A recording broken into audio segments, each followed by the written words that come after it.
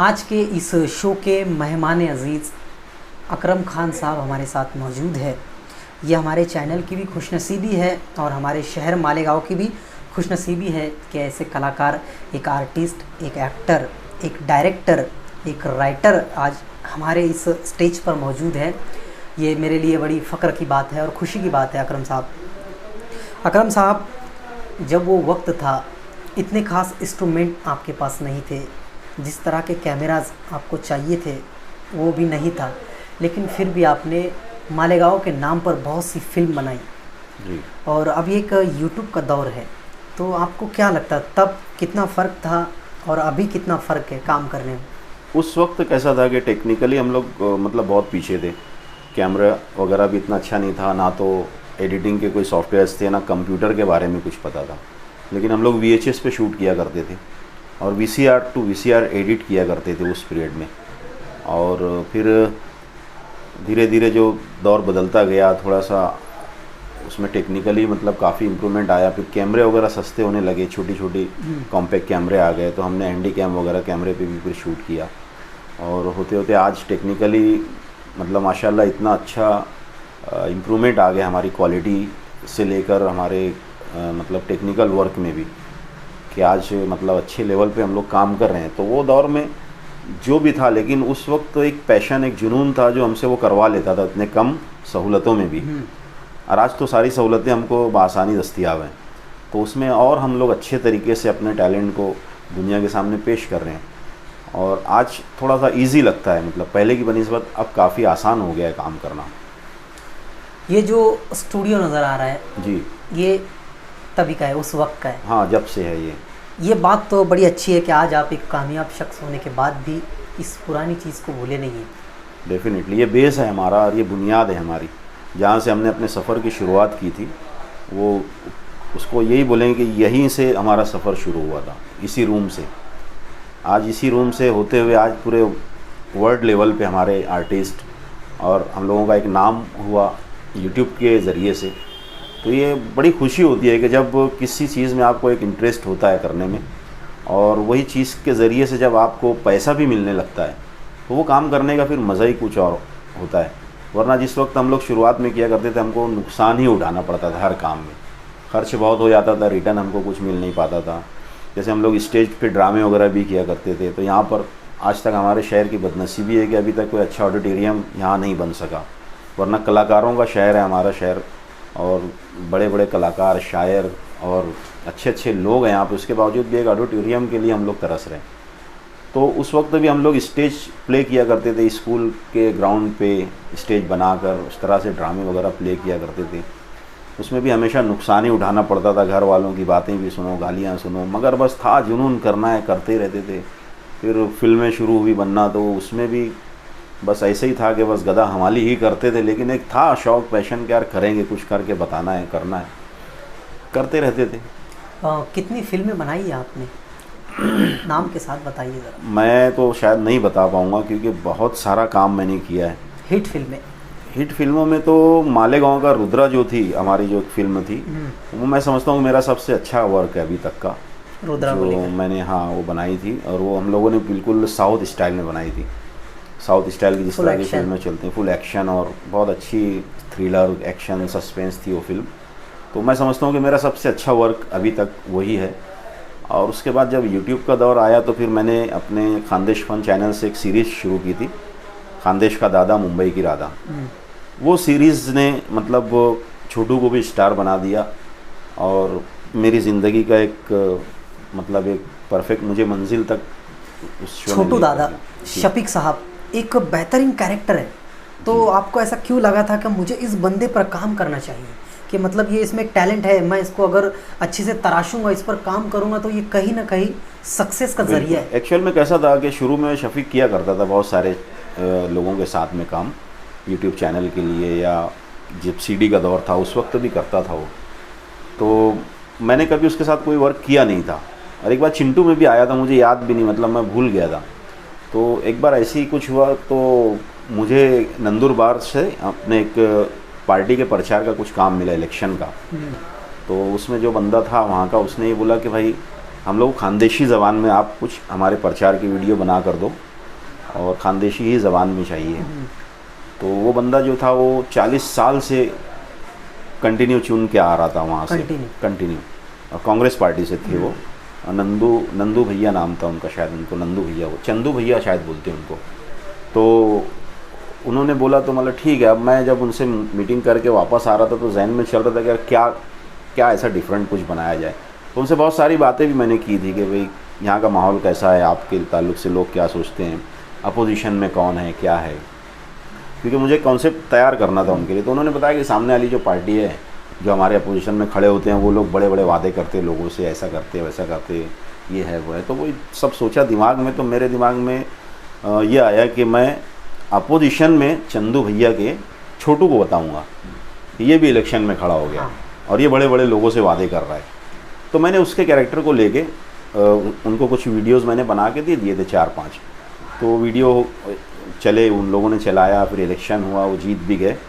तो बाद में मैंने क्या किया, मेरा चैनल था खानदेश फन, उस पर कुछ वीडियोस वगैरह थे नहीं और ना यूट्यूब में मुझे कोई उस वक्त इतना इंटरेस्ट था। तो मैंने उसी के वीडियो को क्या किया, मैंने सब वो पार्टी का लोगो वो हटा के बस ऐसे जस्ट नाम दे दिया, छोटू बनेगा मेयर और छोटू के बड़े बड़े वादे, छोटू का फलाना, ऐसे 2-3 वीडियो मैंने अपलोड किया अपने चैनल पे।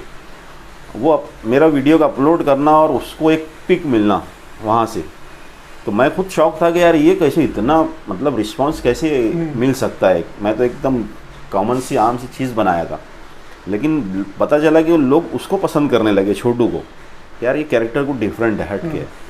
तो मेरे दिमाग में एक स्टोरी बहुत पहले से थी, एक लड़का लड़की की स्टोरी। तो कैरेक्टर मेरे जहन में था कि लड़का गुंडा है, लड़की भी थोड़ी सी इसी हटेली टाइप की है, ऐसा कुछ था एक स्टोरी कॉन्सेप्ट। तो मैंने बहुत गौर किया, मैंने सोचा कि यार ये कैरेक्टर में अगर गुंडे की जगह छोटू को मैं रख दूँ, छोटू दादा के नाम से, और जो लड़की है वो अच्छी खासी खूबसूरत सी लड़की है और ये छोटू उस पर फ़िदा हो गया है, तो उसके लिए कुछ भी करता है, सब डेरिंगबाजी, लड़ना झगड़ना, ये वो सब करता है।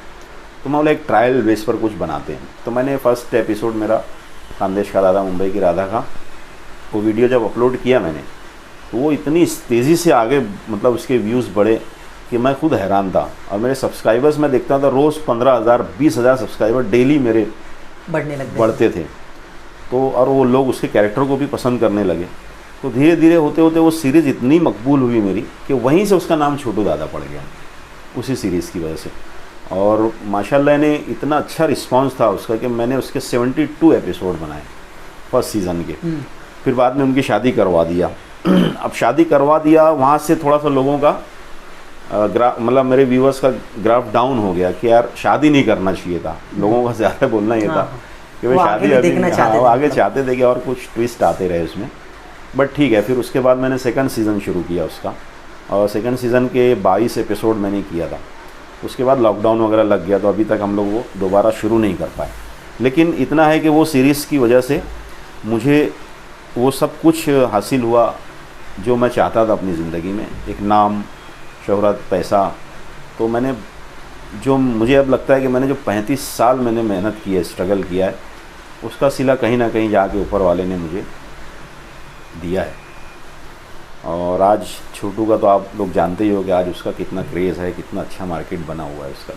छोटू को मार्केट में लाने वाले ये बंदे कौन है, शख्स कौन है, क्या इनको जिनको लगा था क्या इनको छोटू को फिल्मी दुनिया में लाना चाहिए, एक ऐसा कैरेक्टर है जो लोगों को हंसाने का देखो फर्स्ट टाइम जब छोटू मेरे ख्याल से आसिफ अलवेला के साथ आया था, ये लोग कहीं शूट कर रहे थे, आसिफ अलवेला और वसीम भाई हमारे, तो इन लोगों ने देखे उसको, तो वसीम भाई ने उसको बुलाए और उससे बोले कि यार ये छोटू है, बोले अच्छी एक्टिंग कर सकता है, इसको ट्रायल करते। तो आसिफ ने भी देखा, आसिफ ने बोला कि हाँ यार, तो उससे कुछ कैरेक्टर करवाए थे। तो उस वक्त भी उसको मतलब मेरे नाना मर गए कुछ ऐसा था उसका, दे दिया गया था। तो वो टाइप से वो काफ़ी मतलब उसको लोग पसंद करने लगे थे। लेकिन उस पीरियड में कैसा था कि आसिफ अलवेला, रमज़ान वगैरह का काफ़ी अच्छा क्रेज़ था, मार्केट उनका बहुत पावरफुल था। तो इसको जितने भी चैनल वाले लिया करते थे तो इसको साइड कैरेक्टर ही रखा करते थे कि भाई आए और चला जाए, एक दो सीन आकर चला जाए, इस टाइप से उसको रोल देते थे। लेकिन मेरी सीरीज़ में आने के बाद ये हुआ कि मैंने उसको हीरो बना के पेश कर दिया, फोकस ज़्यादा उस पर किया, तो वो सभी को भा गया। तो आज जितने भी हमारे 4-5 चैनल जिनके साथ उसका एग्रीमेंट है, वो सभी लोग उसको मतलब एज ए छोटू दादा ही पेश करते हैं उसके अंदर। तो ये चीज़ छोटू के लिए भी काफ़ी बेनिफिशियल साबित हुई। छोटू दादा 4 या 5 चैनल के लिए काम करते हैं। 4 चैनल्स की 4 चैनल के लिए काम करते हैं, मतलब मंथली कुछ है तुम लोग का, मतलब एक टाइमिंग पीरियड है। हम लोग हर महीना, जैसे हम 4 लोग हैं तो हमको 6 दिन देता है वो हर महीने में। तो एक बड़ी अच्छी बात है क्या, 1 महीने में 4 लोगों के लिए काम करना है, अलग अलग कैरेक्टर। हाँ। लेकिन वो बहुत अच्छे से कर लेता है। ये बहुत बड़ी बात है उसके अंदर। उसका एक्चुअली स्टेमिना बहुत अच्छा है काम करने का, एनर्जी काफ़ी है उसके अंदर। और 4 टाइप के डायरेक्टर हैं, चारों को उनके मूड का कुछ देना है, ये बहुत बड़ी बात है। मतलब ये मामूली बात नहीं है। तो शायद इसी वजह से वो इतना आज सक्सेस है कि वो हर बार डिफरेंट कैरेक्टर में आपको नज़र आएगा, हर बार कुछ अलग करता हुआ दिखाई देगा। तो ये उसके लिए ये बेनिफिट की बात साबित हुई, और उसकी मेहनत जो है असल, शायद उसी ने उसको इस मुकाम तक पहुंचाया। उसकी मेहनत लगन ने आज यहाँ पर पहुँचाया। डेफिनेटली। पुराने जो कलाकार थे जिनको लोग जानते थे, बहुत से ऐसे बहुत बेहतरीन उन्होंने काम किया, लेकिन अब धीरे धीरे वो उनका क्रेज़ कम होने लगा है। वजह उसकी ये है ना कि वो लोगों ने ज़माने के साथ अपने आप को बदला नहीं। आपको हमेशा अपडेट रहना पड़ेगा। अगर आप इस फील्ड में सोशल मीडिया पर हो, जिसमें आपको ऐसे लोग देखते हैं जिनको हम जानते भी नहीं, उसमें यंग जनरेशन ज़्यादा मिलेगी आपको, क्योंकि सोशल मीडिया से वही लोग जुड़े हुए हैं। तो हमको हर बार कुछ ऐसा देना पड़ेगा कि जो लोगों को अभी की बात लगे। अगर हम पुराने धड़े पे चलते रहेंगे तो नहीं कोई देखेगा।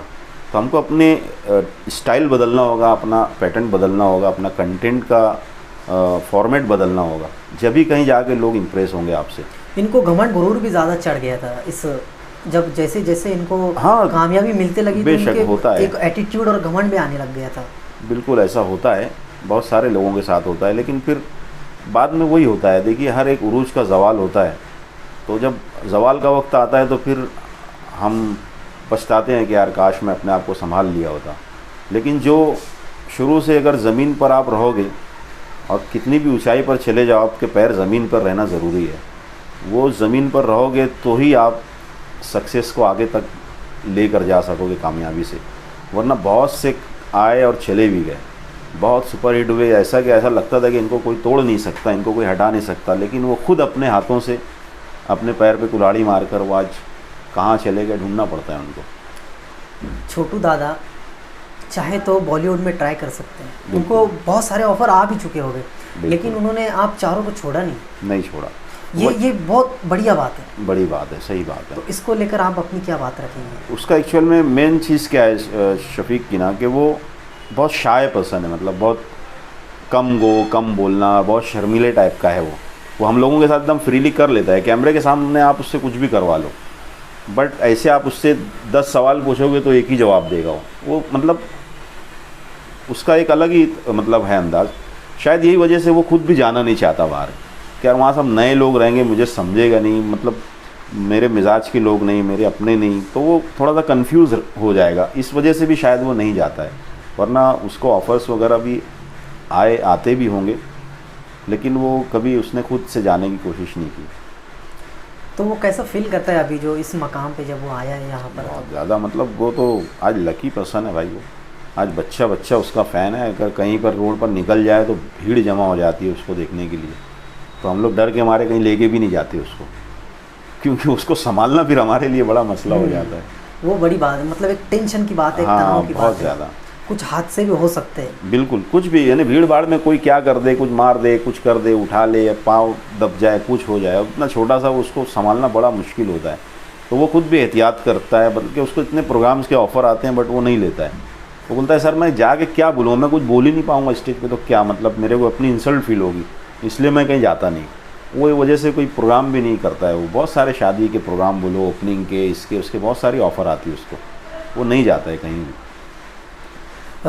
यूट्यूब को लेकर क्या मतलब क्या एक सोच रखते हैं आप यूट्यूब को लेकर? तब यूट्यूब नहीं था। हाँ। तब आपने जब डीवीडी का ज़माना था, जी। फिल्में रिकॉर्ड कर VCR टू VCR उसको एडिट कर शायद वो बॉम्बे आप भेजा करते थे। जी। वहाँ से सेल होना, फिर यहाँ पर, तब में और अब में कितना डिफरेंट है ये? देखिए, यूट्यूब एक सबसे बेस्ट प्लेटफॉर्म है हमारे लिए आज कमाने का।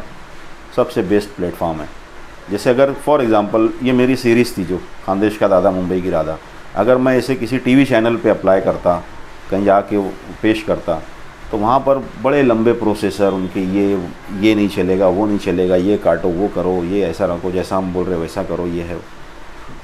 तो उसमें एक बंध जाता है, आदमी बंदिश में रहकर काम करता है। बट यूट्यूब ऐसा है कि आपको फ्री ऑफ कॉस्ट इतना बड़ा प्लेटफॉर्म देता है, आप अपने टैलेंट को साबित करो और हिट हो जाओ। यूट्यूब का सीधा फंडा है, ऐसा कुछ लाओ कि हमको कुछ ना करना पड़े, लोग खुद आप पे टूट पड़े कि यार ये साला कुछ चीज़ आई है। तो ये सबसे बेस्ट वे है आज अपने टैलेंट को साबित करने के लिए। यूट्यूब से अच्छा रास्ता मैं समझता हूँ कि कोई नहीं है। और माशाल्लाह मतलब यूट्यूब पे मैंने पहली ही कोशिश मैंने जो की उसमें मैं कामयाब रहा। वो शायद इस वजह से भी कि 35 साल का एक्सपीरियंस और लोगों की सोच, ऑडियंस की सोच, किस टाइप की कॉमेडी को लोग पसंद करेंगे, शायद वो चीज़ भी मेरे काम आ गई।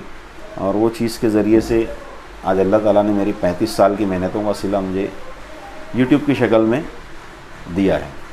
35 साल मेहनत करना वो वक्त में आसान नहीं था, घर की जिम्मेदारी थी। बहुत मुश्किल। मैं तो चैलेंज से बोलता हूँ, मालेगांव के लिए चैलेंज करूँगा कि मैंने जो स्ट्रगल किया है कोई कर नहीं सकता। इतना तगड़ा स्ट्रगल कि मतलब वो बयान करना मुश्किल है। यानी इतना, एक मेरी फैमिली औरंगाबाद में है, फैमिली को भी संभालना है, अपने आप को भी संभालना है, बॉम्बे में रूम का भाड़ा भी भरना है, फैमिली का खर्चा भी देना, और काम कुछ नहीं है। तो आप खुद समझ सकते हो कि कैसे होता होगा एडजस्टमेंट। तो कभी कभी ऐसा भी होता था कि 2 वड़ा पाव, एक वड़ा पाव खा मतलब लेके 2 पाव लेने का, वो दोनों को आधा आधा करके 2 पाव से खा लो तो थोड़ा सा पेट भर जाए, ये सोच कर। ऐसे भी दिन गुजरे हैं। बस का किराया नहीं है तो पैदल ही चले आ रहे हैं, बारिश है उसमें पैदल आ रहे हैं, राम मंदिर से लेकर आदर्श नगर तक के अंधेरी जहाँ भी जाना है पैदल ही भटक रहे हैं। ये स्टूडियो में जाके पूछे भाई कुछ एडिटिंग का काम है, कुछ एक्टिंग का है, कुछ है कभी नहीं है। वहाँ पे एडिटिंग का भी ऐसा हिसाब है कि 100 रुपया घंटा आपको मिलता है, पूरा आपको करना है, एडिट करना है, कलर करेक्शन करना है, म्यूज़िक करना है, इफ़ेक्ट्स करना है, 100 रुपया घंटा मिलेगा। अब 8 घंटा भी काम किए तो 8 घंटा तो काम होता नहीं, बीच में 1-2 घंटे का ब्रेक भी हो जाता है, तो 500-600 रुपया बमुश्किल हम रोज़ का, वो भी कभी कभी, मतलब ऐसा भी नहीं कि रोज़, कभी कभार हफ्ते में 1-2 बार ही ऐसा कोई काम आता था। मतलब बॉम्बे में आपने ट्राई किया था? किया, काफ़ी किया मैंने बॉम्बे में, 5-6 साल में ट्राई किया, भागा वापस आ गया, पैसा ख़त्म हो गया तो फिर वापस आ जाओ, फिर थोड़ी मेहनत करो, कुछ पैसा 2-4 हज़ार जमा होता था, फिर चले जाए बॉम्बे, फिर कोशिश कर रहे हैं। आपके वालिद साहब का क्या किरदार रहा इस 35 साल में? मेरे वालिद साहब का इंतकाल हो चुका था जब मतलब मेरा ये बॉम्बे वगैरह का दौर शुरू हुआ, तो जब नहीं थे मेरे वालिद हयात, माँ थी उस वक्त में, और मेरा फ़ोटो स्टूडियो भी था।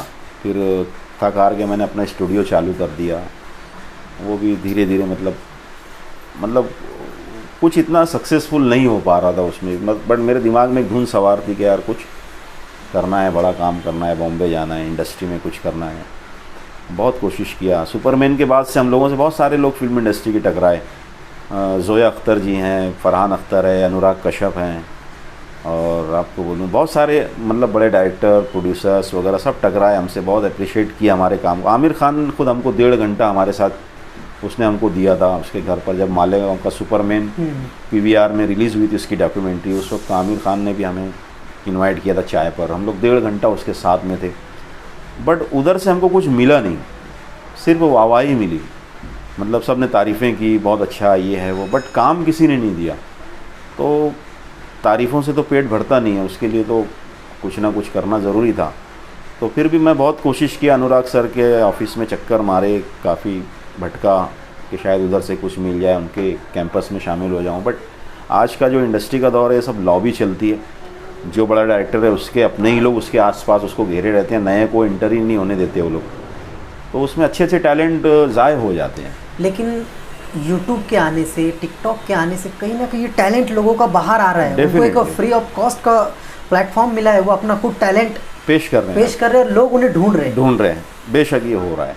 और आज मुझे नहीं लगता मुझे कोई फिल्म इंडस्ट्री में जाने की ज़रूरत है, मतलब मुझे अब कोई ज़रूरत भी नहीं है उसकी, क्योंकि आज वो सब मुझे मिल गया जो मैं वहाँ जाके हासिल करना चाहता था, लेकिन वो चीज़ आज मुझे यूट्यूब ने दे दी। उससे बेहतर चीज़ तुम बना के पेश करना चाहेंगे आज का? डेफिनेटली। तुमको जो लगता है, जो तुम्हारे दिमाग में, तुम्हारे मन में, वहाँ पे कोई सेंसर का कोई टेंशन नहीं है आपको, ना चैनल पर बैठे हुए क्रिएटिव डायरेक्टर्स उसमें जो क्यूरीज निकालते हैं कि भाई ये अच्छा नहीं है, इसको कट करो, ये ख़राब है, जबकि हम बहुत अच्छा सोच के हमने पूरा सीन लिखा होता है, और वो लोग बैठ के 2 मिनट में पढ़ के बोलते हैं ये नहीं चलेगा, ये काट दो, ये कर दो, पूरा कॉन्सेप्ट ही मर जाता है।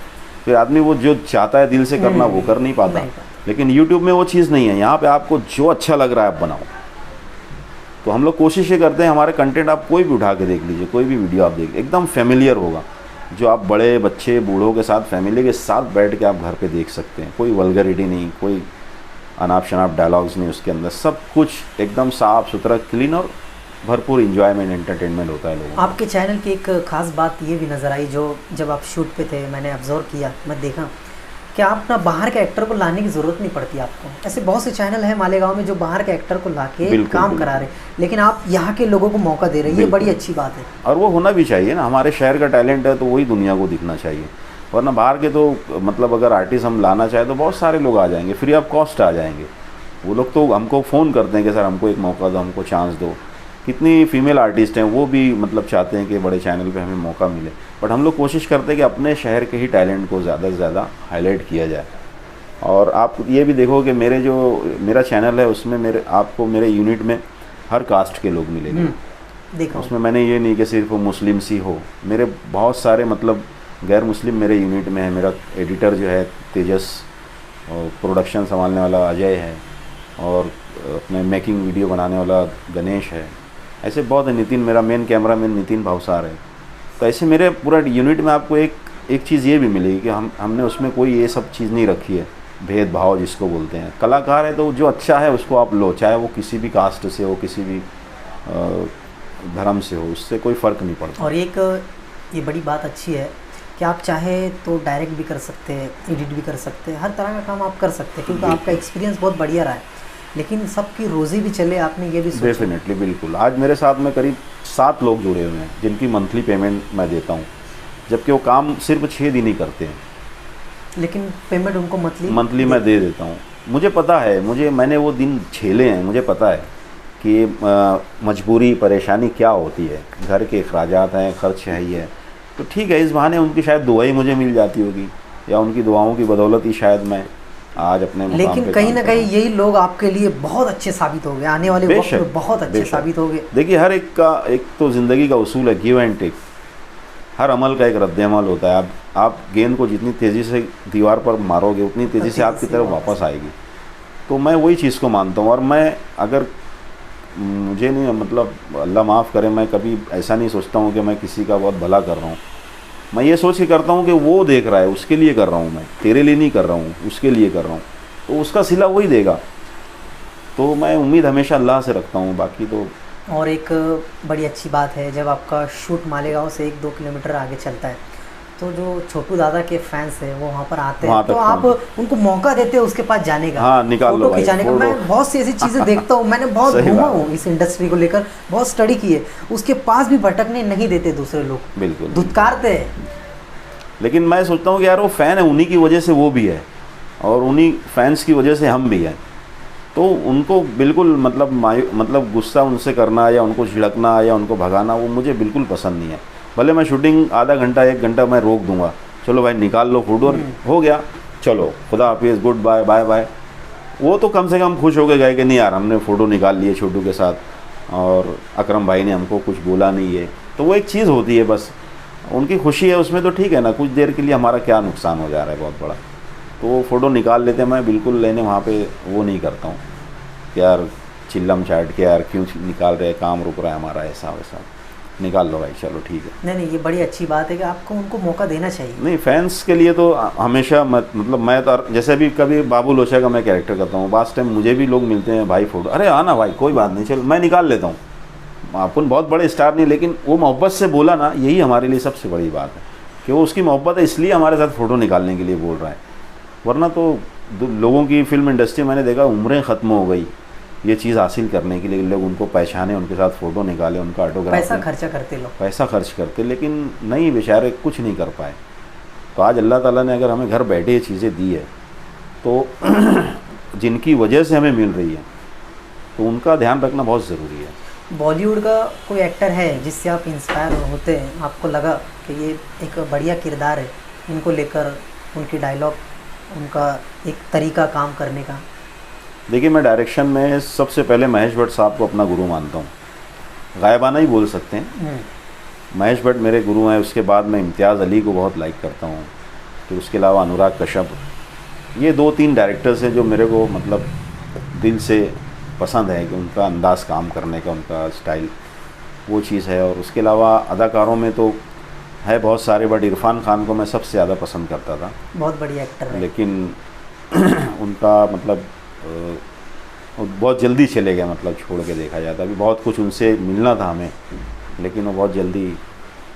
वो एक ऐसे शख्स थे, शायद आप जाते तो वो आपकी बात ज़रूर सुनते। बेशक, बिल्कुल। बहुत डिफरेंट इंसान थे वो, और उनकी मतलब फिल्मों का सिलेक्शन भी उनका बहुत अलग हुआ करता था, और फिर उस कैरेक्टर को पेश करना वो सबसे अलग, उनका अंदाज़ ही अलग था। आवाज़, गॉड गिफ्ट आवाज़, बहुत कमाल बन जाता वो। आंखें तो मतलब बिना बोले बहुत कुछ बोल देती थी उनकी आंखें, ये सबसे ख़ास बात थी। ऐसे बहुत से एक्टर हैं जिन्हें ज़माना भूल नहीं पाएगा। बेशक, उसी में से इरफान खान भी एक है। आपको लगता है नए एक्टरों ने यूट्यूब पर आना चाहिए, अपना टैलेंट बताना चाहिए एक सही तरीके से? बिल्कुल, जो नए बच्चे हैं जिनके अंदर टैलेंट है, जो कुछ करना चाहते हैं, मैं तो उनसे यही बोलूँगा कि आप कोशिश कीजिए। आज यूट्यूब इतना बड़ा प्लेटफॉर्म है, इतना फ्री ऑफ कॉस्ट आपको दे रहा है। कल पता नहीं उनके कुछ रूल्स चेंज हो जाए तो वो कुछ शर्तें रख दे कि भाई इतना पैसा भरो आप तो हम करेंगे। हो सकता है ना, पॉसिबल है, क्योंकि आज यूट्यूब का बहुत क्रेज़ है, बहुत ज़्यादा क्रेज़ है। तो हर दिन चैनल नए आ रहे हैं, तो यूट्यूब अपनी पॉलिसी भी चेंज कर दे कि भाई अब आप इतना पैसा भरोगे तो ही आपको हम प्लेटफॉर्म देंगे। तो ये सब चीज़ें, तो अभी मौका है तो कर लेना चाहिए। जो भी टैलेंट है आप में, आप अच्छे सिंगर हो, अच्छे कॉमेडियन हो, अच्छे डांसर हो, जो भी आप में टैलेंट है तो आप बिल्कुल उसको बिला झिझक पेश कीजिए।